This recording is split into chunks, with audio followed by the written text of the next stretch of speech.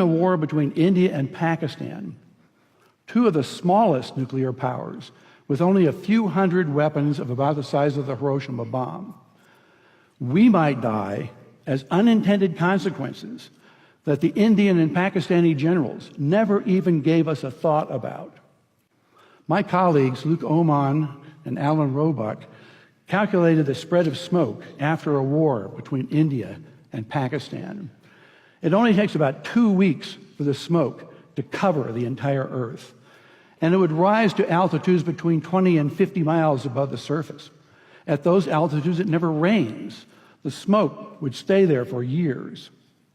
This farmer may be in Europe or in the United States, but many thousands of miles from Pakistan and India, is looking at the smoky sky above him and down at the crops that have died in his field from lack of light and cold temperatures. It's estimated that in a war between India and Pakistan, that we would lose 10 to 40% of the yields of corn, wheat, and rice for years afterward because of the bad weather. The entire world only has enough food to feed the population for 60 days unless agriculture produces more food.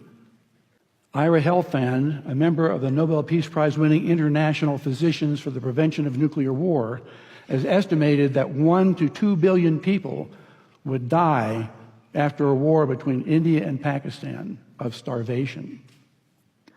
And after a full-scale nuclear war, temperatures would plunge below ice age conditions. We would be in a nuclear winter. No crops would grow.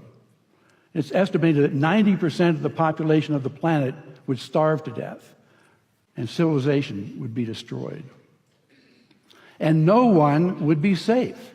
Not those in countries with no nuclear weapons, not those in countries that didn't participate in the war, and not those on the other side of the planet from where the explosions occurred. No one would be safe.